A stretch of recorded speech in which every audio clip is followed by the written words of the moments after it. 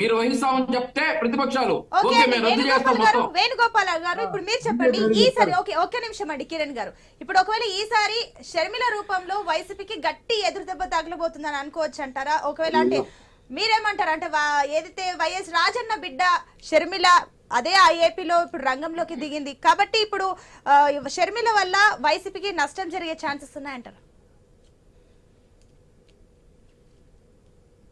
వేణుగోపాల్ గారు ఓకే, అది already Congress party మార్చిలో ఉంది.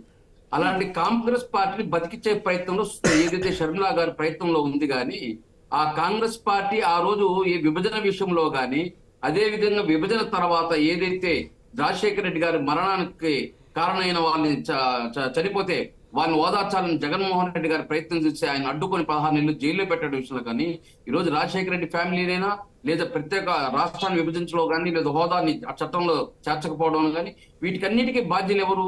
మెయిన్ కాంగ్రెస్. నెంబర్ 1 ఎఫ్ఐఆర్ లో రాయాలంటే మెయిన్ కాంగ్రెస్ పేరు రాయాలి. రాష్ట్రంగా ఆంధ్రప్రదేశ్ ప్రజల యొక్క హక్కులను ఏ విధంగా పోగొట్టింది, అదే విధంగా రాష్ట్ర ప్రజలు ఏ విధంగా దెబ్బతీసిందని దానికి కారణం మెయిన్ కాంగ్రెస్ పార్టీ. అలాంటి కాంగ్రెస్ పార్టీని భుజాన్ని వేసుకొని షర్మిలా గారు ఈ రోజు రాష్ట్రం అంతా తిరిగితే లోపకాల ఒప్పందం ఈ రోజు రాత్రిలో పొగులు పూట జనసేన బీజేపీతో పొత్తులు, రాత్రిలో కాంగ్రెస్ తో పొత్తులు. రాష్ట్రంలో తెలుగుదేశం పార్టీ పరిస్థితి దేశమంతా తెలుసు. ఈ రోజు తెలుగుదేశం పార్టీ అన్ని రాజకీయ పార్టీలతో సంబంధాలు కల్పిస్తున్నాయని.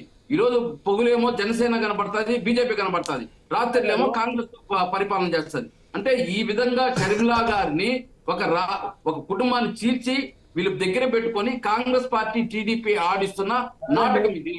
ఈ రోజు ఖచ్చితంగా కాంగ్రెస్ పార్టీ కానీ టీడీపీ కానీ జనసేన బీజేపీ కానీ డిపాజిట్లు వచ్చే పరిస్థితి అందుకని మీరందరూ కలిసి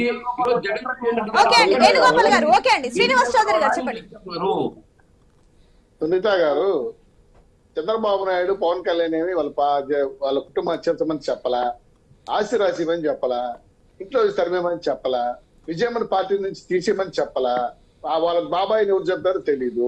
ఇవన్నీ చంద్రబాబు నాయుడు పవన్ కళ్యాణ్ చెప్పట్లేదు కదా. మా మీద పడి ఎందుకు ఏడుస్తారు నాకు అర్థం కావట్లేదు. ఏదో రాష్ట్రంలో ఒట్టుకుండా బడ్జెట్ పెట్టారు ఓటాన్ అకౌంట్, దాంట్లో జీడిపి రేట్ 17% పెరిగిపోయిందంట. దానేమో కాకపోతే చెప్తారో 0% అని చెప్తాను. తర్వాత ఇప్పుడు మా వేణుగారు మాట్లాడినాడు, నాడు నేడు స్కూళ్ళు దాదాపు 17,000 కోట్ల రూపాయలు ఖర్చు పెట్టారు. మీకు విషయం ఆశ్చర్యమైన విషయం చెప్తాను. భారతదేశంలో 29 రాష్ట్రాలు ఉంటే ఈ రాష్ట్రం లిటరసీ ఎంత తెలిసిన 56%. 56% అంటే 29 రాష్ట్రాల్లో అరుణాచల్ రాష్ట్రం పైన మనం 56.4. రూరల్ లిటరసీ ఎంత తెలిసిన 60.4%. అర్బన్ పెద్ద ఎత్తున అర్బన్ లో బ్రహ్మాండాలు చేసేసాం కదని చెప్పారు కదా, 79.6% లిటరసీ. ఇది ఒక్కటి చాలమ్మా ఈ రాష్ట్రం అభివృద్ధి అవుతుందో చెప్పడానికి. ఇది ఒక్కటి చాలు కదా. ఏందమ్మా ఈ రాష్ట్రం అభివృద్ధి చేసింది? రోడ్లు వేసాము, టాయిలెట్ కట్టాము, ఆర్బీఐ సెంటర్లు కట్టాము, రైతు కట్టాము. ఇవన్నీ జగన్మోహన్ రెడ్డి గారు ఉన్నది సార్. అధికార పార్టీ ఉండాలి. అధికారి పార్టీ వాడు ఓపిక లేకపోతే నేనేం చేయగలను? మేము ఇవన్నీ చెప్తున్నాం, ప్రశ్నిస్తున్నాం.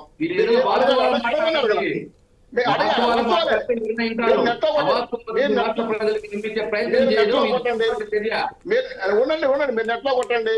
భారతదేశ లిటరసీలో ఆంధ్రప్రదేశ్ చేస్తాను కొట్టండి. అర్బన్ ఎంత చెప్తాది, చెప్తాది.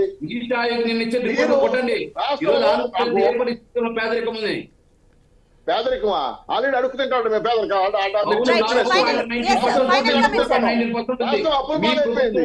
మీరు